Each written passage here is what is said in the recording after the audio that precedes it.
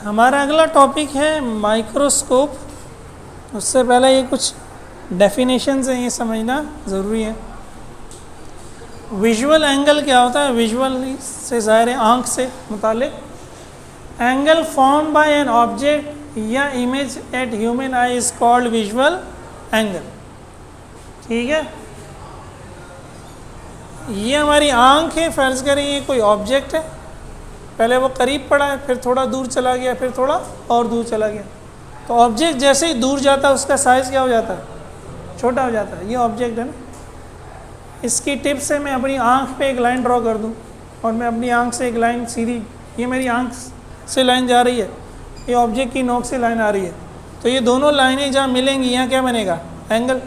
इस एंगल को क्या कहते हैं? Visual angle.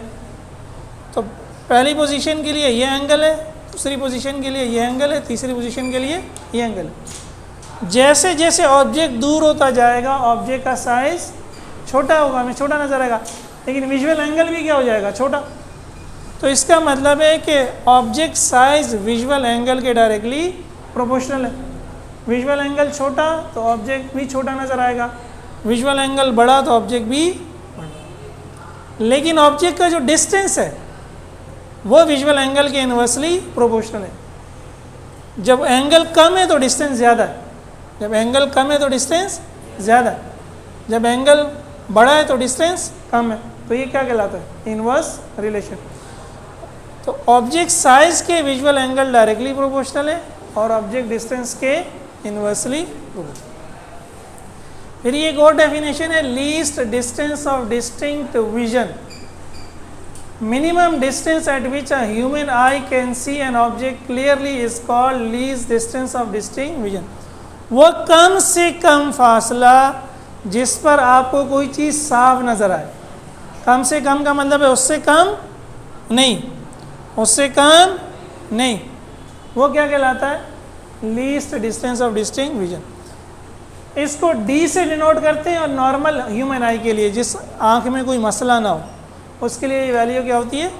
25 सेंटीमीटर। जैसे जैसे हमारी एज बढ़ती जाती है ना, तो बहुत से मसाइल आते हैं, वैसे ही ये डिस्टेंस भी फिर चेंज हो जाता है, 25 सेंटीमीटर नहीं रहता।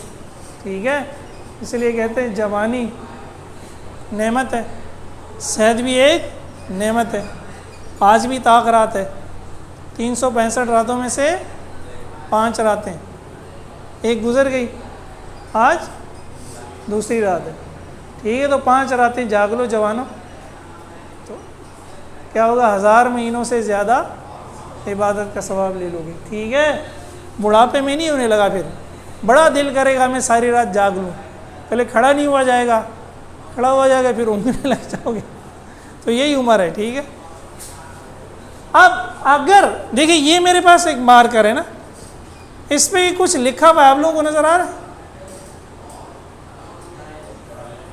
क्या लिखा हुआ? ड्राई। ठीक है, ड्राई से पहले भी कुछ लिखा हुआ, डॉलर लिखा हुआ। अच्छा, ये कुछ लिखा हुआ है यहाँ पर, ये अब ये नज़र आ रही है? मुझे नज़र आ रहा है, इरेजेबल ऑन ग्लॉसी सरफेस।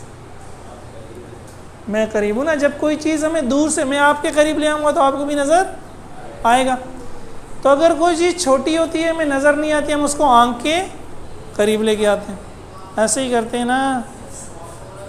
लेकिन अगर आँख के बहुत करीब ले आऊँ, अब मुझे भी नज़र नहीं आ रहा, जब मेरे जैसे अक्लमंद आदमी होंगे, अबे अबे क्यों नज़र नहीं आ रहा, अबे थोड़ा सा दूर कर ले यार। तो करीब लाने का कम से कम फासला, करीब लाने की भी एक लिमिट है, वो क्या है? डी। अगर इससे ज़्यादा करीब लेके आऊँगा तो चीज़ धुंधली नज़र आएगी, इससे दूर ले जाऊँगा तो चीज़ छोटी नज़र आएगी। तो ये बेस्ट पोजीशन है ऑब्जेक्ट की, क्या है ये? बेस्ट पोजीशन है। अगर ऑब्जेक्ट का डिस्टेंस डी से ज़्यादा हो जाएगा तो उसका साइज़ छोटा हो जाएगा। जैसे अभी आपसे दूर है ना, ये 25 सेंटीमीटर से तो दूर ही है, और अगर डी से कम हो जाएगा फिर वो धुंधला नज़र आएगा। तो हमारे पास बेस्ट पोजीशन क्या होती है? डी। अब डी पे ऑब्जेक्ट को ले आए, अभी भी वो छोटी नज़र आ रही है, क्या करेंगे? अब माइक्रोस्कोप लेके आएंगे। माइक्रोस्कोप क्या करती है? ऑब्जेक्ट को बड़ा करके दिखा देती है। सही है? माइक्रोस्कोप क्या है? देखिए, अंग्रेज़ी के बाज़ लफ्ज़ ऐसे हैं कि वो हम को रटने की ज़रूरत नहीं है। अगर हमें थोड़ी सी अंग्रेज़ी समझ आती हो, अंग्रेज़ी रटे ना मगर है। माइक्रो कहते हैं स्मॉल को, स्कोप कहते हैं व्यू करने को। तो नॉर्मली जिस भी इंग्लिश लफ्ज़ के आखिर में स्कोप होता है वो कोई ना कोई इंस्ट्रूमेंट होता है, कोई ना कोई आला होता है, कोई ना कोई, और ज़्यादातर देखने का ही आला होता है। माइक्रोस्कोप, टेलीस्कोप, स्टेथोस्कोप, जो डॉक्टर पल्स रेट देखते हैं जिससे, ठीक है। तो ये स्मॉल है, तो यहीं से इसकी डेफिनेशन है, microscope is an optical instrument used to view small objects larger than their actual size. Microscope एक ऐसा आला है जो हमें छोटे अजसाम को बड़ा करके दिखा दे। ये दो किस्म की होती हैं, सिंपल माइक्रोस्कोप और सिंपल इसको इसलिए कहते हैं कि इसमें एक कन्वेक्स लेंस होता है बस, इसकी इमेज लार्ज होती है, बड़ी होती है। कंपाउंड में दो कन्वेक्स लेंस होते हैं और कंपाउंड इमेज बहुत बड़ा करता है, तो large image, much large image, ठीक है।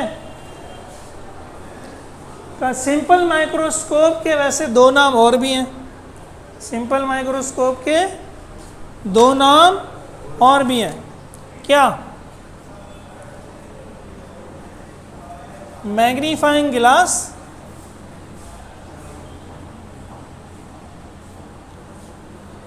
या मैग्नीफायर। मैग्नीफायर, तो simple microscope, magnifying glass, magnifier, तीनों एक ही चीज़ है। नॉर्मली जो घड़ी साज होते हैं, आजकल तो मोबाइल आ गए ना, ज़्यादातर लोग घड़ियाँ नहीं पहनते, मेरे जैसे पुराने लोग पहनते हैं। लेकिन अगर घड़ी ख़राब हो जाए घड़ी साज के बाद, इसमें बाज़ औक़ात छोटी छोटी चीज़ें जो आँख से नज़र, तो वो एक मैग्नीफायर या आँख पे ही वो लगा लेता है, याद है एक लेंस, वो क्या होता है? यही होता है सिंपल माइक्रोस्कोप। या टीवी वगैरह का काम जो करते हैं आजकल, कंप्यूटर के जो टेक्नीशियन है, वो सर्किट में छोटी छोटी चीज़ें नज़र आ रही होती हैं, तो भी वो क्या यूज़ करता है? मैग्नीफायर। या जब उम्र ज़्यादा हो जाएगी और छोटी लिखी हुई चीज़ें नज़र, बाद लोग उसके लिए भी मैग्नीफायर यूज़ करते हैं, ठीक है। तो ये है क्या? एक ही कन्वेक्स लेंस है। मेरे ख्याल यही सबसे आसान माइक्रोस्कोप या टेलीस्कोप। और सादा केस नंबर 6 जो था कन्वेक्स लेंस का, वो केस 1 था यार। केस 6, ऑब्जेक्ट को फोकस और लेंस के दरमियान रख दिया, पहली रे प्रिंसिपल एक्सिस के पैरेलल फोकस में से गुजर गई, दूसरी रे ऑप्टिकल, तो यहाँ ये दोनों क्या हो गई? नाराज़ हो गई, ये एक दूसरे से दूर जाएंगी, नहीं मिलेंगी। आप जब इनको पीछे ट्रेस बैक करेंगे स्ट्रेट लाइन में, तो पीछे एक पॉइंट पर मिल जाएंगे। तो ये यहाँ से लग रहा है कि ये निकल रही हैं, एक्चुअल में तो रे यहाँ से निकल रही हैं, लग ये रहा है कि यहाँ से निकल रही हैं, तो लग रहा है, तो फिर इमेज कैसी बनेगी? वर्चुअल। तो वर्चुअल और इरेक्ट इमेज बन जाएगी ऑब्जेक्ट की, और साइज में बड़ी भी है, सही है। ऑब्जेक्ट को आप कहाँ रखेंगे? बिटवीन फोकस एंड लेंस, या फोकस और लेंस की जगह आप लिख दें इनसाइड फोकस। अगर इधर रखेंगे तो वो आउटसाइड फोकस होगा, इधर रखेंगे तो वो इनसाइड होगा। इमेज क्या बनेगी? वही on the object side, virtual and erect, large in size. Large in size को इन लार्ज भी कहते हैं, मैग्नीफाइड भी। मैग्नीफिकेशन पॉजिटिव होगी क्योंकि ये भी ऊपर की साइड है, ये भी, दोनों पॉजिटिव में होंगे, और इसकी वैल्यू इससे ज़्यादा, height of image upon height of object, तो m की वैल्यू 1 से क्या होगी? ज़्यादा होगी, ठीक है। इसकी मैग्नीफिकेशन के फॉर्मूले एक ये है और एक ये, d/p और d/f+। ये आगे यूज़ होगा कंपाउंड माइक्रोस्कोप में। वैसे हमारे कोर्स में कंपाउंड माइक्रोस्कोप है, रिड्यूस सिलेबस पे सिंपल माइक्रोस्कोप नहीं है, लेकिन सिंपल माइक्रोस्कोप के बगैर कंपाउंड समझ में नहीं आएगी, ठीक है। तो ये इंशाल्लाह नेक्स्ट लेक्चर में फिर हम पढ़ेंगे कंपाउंड माइक्रोस्कोप।